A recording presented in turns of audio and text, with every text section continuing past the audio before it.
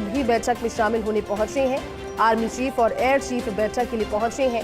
Navy chief admiral Dinesh Kumar Tripathi भी पहुंचे हैं। सीडीएस अनिल चौहान भी प्रधानमंत्री आवास पर पहुंचे हैं। रक्षा मंत्री राजनाथ सिंह भी पीएम आवास पर इस समय मौजूद हैं।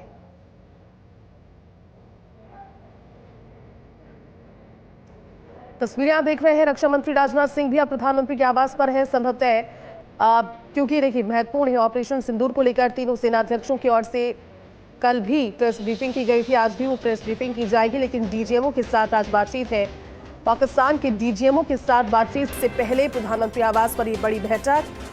हालांकि भारत का रुख स्पष्ट है। भारत कभी नहीं चाहता कि भारत जंग को प्रमोट करे, आगे बढ़े, लेकिन भारत अब उस मोड़ पर भी आ पहुंचा है जहां पर पाकिस्तान की ओर से अगर एक और काराना हरकत हुई, अगर एक और कोशिश हुई, तो भारत ने अपना रुख स्पष्ट करते हुए ये पहले ही डिक्लेयर कर दिया है कि कोई भी इस तरह का वाकया अगर रहा पाकिस्तान की ओर से तो वो एक्ट ऑफ वॉर माना जाएगा और उसके बाद में फिर कार्रवाई वैसे ही होगी जिस तरह से युद्ध के समय कार्रवाई होती है। तीनों सेनाध्यक्ष भी इस बैठक में मौजूद हैं, शामिल होने के लिए पहुंच चुके हैं। जब तस्वीरें आप उस समय की देख रहे हैं, आर्मी चीफ और एयर चीफ बैठक के लिए पहुंचे। साथ ही साथ सीडीएस भी इस बैठक में, यानी अजीत डोभाल वहां पर मौजूद हैं। रक्षा मंत्री राजनाथ सिंह वहां पर मौजूद हैं। तार्किक और रणनीतिक चर्चा प्रधानमंत्री के साथ सभी की होने वाली है, क्योंकि आज डीजीएमओ के साथ बातचीत है। पाकिस्तान के डीजीएमओ के साथ बातचीत से पहले भारत एक बार फिर से पाकिस्तान को उसकी हरकतों के लिए लताड़ेगा, क्योंकि बिना शर्त जब पाकिस्तान ने सीजफायर को माना तो ये एक तरीके की उसकी हार ही थी। भले इसके आगे सरेंडर शब्द ना लगा हो, लेकिन सरेंडर से भी गई गुजरी स्थिति में पाकिस्तान उस समय पहुंच चुका था जब लगातार भारत की ओर से प्रहार किए जा रहे थे। और ऐसे में अगर 3-4 दिन तक के प्रहार इसी तरह से जारी रहे थे तो पाकिस्तान का नामोनिशान खत्म होना तय था। लेकिन बहुत से लोगों को बड़ी परेशानी से होती और भारत कभी नहीं चाहता कि युद्ध को प्रमोट करे, युद्ध को आगे अपनी ओर से बढ़ाए। लेकिन भारत अब उस स्टेज पर है, उस जगह पर पहुंच चुका है जब वो अपना रुख स्पष्ट कर गया है कि अगर कोशिश की जाएगी पाकिस्तान की ओर से तो फिर करारा जवाब भी भारत देगा। लेकिन आज डीजीएमओ से बातचीत से पहले प्रधानमंत्री आवास पर महत्वपूर्ण बैठक हो रही है। इस बैठक में जब भारत के डीजीएमओ की पाकिस्तान के डीजीएमओ के साथ बातचीत होगी, क्योंकि सीजफायर के समय भी बातचीत हुई थी, कोई और बात नहीं, लेकिन भारत की ओर से पाकिस्तान के डीजीएमओ को लताड़ा तो जाएगा ही जाएगा, क्योंकि सीजफायर एक बहुत प्रबल डॉक्यूमेंट जिस पर सहमति होने के बावजूद पाकिस्तान ने चंद घंटों के बाद सीजफायर का उल्लंघन किया और आने वाले समय के लिए पाकिस्तान इस तरह की हरकतें कर सकता है। उसका धोखेबाजी से जुड़ा हुआ एक अपना अलग इतिहास रहा है। लेकिन हम सभी तैयार हैं, भारतीय सेना तैयार है।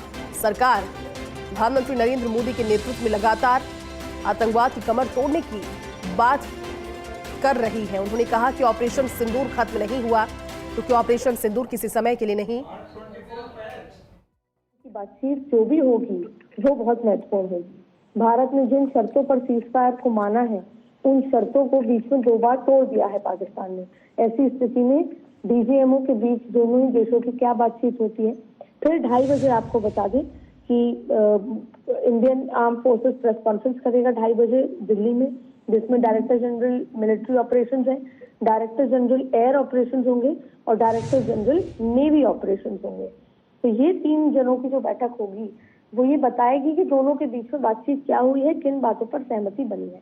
तो ऐसे में अब ये बहुत महत्वपूर्ण हो जाता है कि भारत ने देखिए सेना की जवाबी कार्रवाई में जो भी सबूत थे कि क्या तबाही हुई है पाकिस्तान में वो दिखा दिए हैं, कितना नुकसान हुआ है पाकिस्तान को वो दिखा दिया है, पाकिस्तान के एयर बेस को लेकर डिफेंस सिस्टम तक कितना नुकसान पहुंचा है वो दिखा दिया है, और पाकिस्तान की तरफ से घुसपैठ की कोशिश हुई है, ये तमाम चीजें बता दी है। वैसी स्थिति में अब आज की बैठक के बाद एक संभवतः एक डिसाइसिव चीज निकल कर नजर आएगी।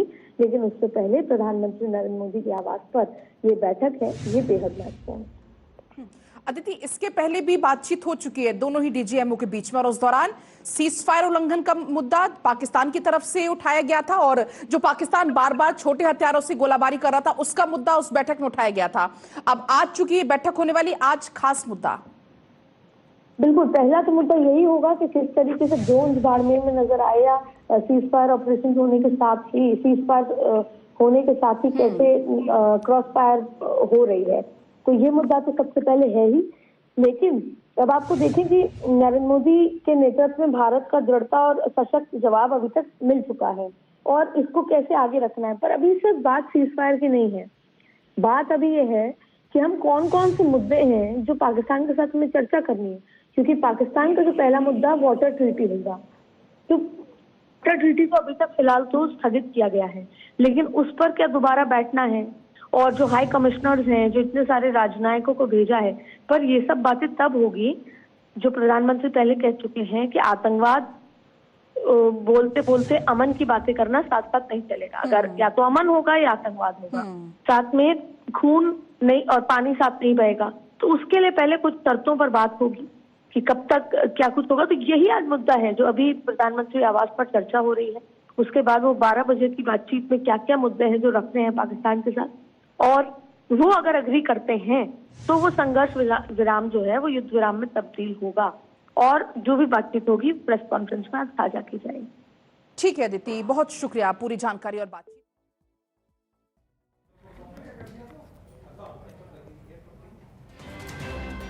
तो देखिए, प्रधानमंत्री के आवास पर इस समय एक बड़ी बैठक, प्रधानमंत्री आवास पर यह बैठक उस समय हो रही है जब डीजीएमओ से बातचीत है। आज पाकिस्तान के, आज 12 मई, और आज भारत के डीजीएमओ की पाकिस्तान के डीजीएमओ के साथ बातचीत है। उससे पहले प्रधानमंत्री आवास पर यह महत्वपूर्ण बैठक, सीजफायर के उल्लंघन के बाद पाकिस्तान को आज भारत की ओर से लताड़ भी लगाई जा सकती है, क्योंकि वो अपनी स्थिति अच्छे से जानता है।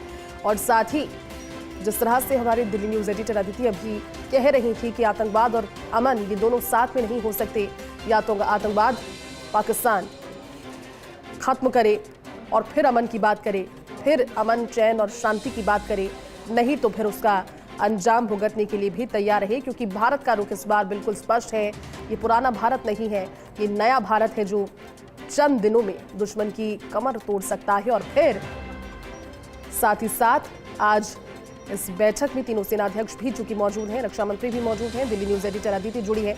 अदिति, डीजीएमओ की बैठक से पहले, बातचीत से पहले एक बड़ी बैठक प्रधानमंत्री के आवास पर हो रही है। हालांकि इससे पहले जब बैठक हुई थी तो सीजफायर को लेकर के चर्चा थी, लेकिन अब भारत संभवतः लताड़ लगाएगा सीजफायर के उल्लंघन पर, और आगे के लिए भी चेतावनी।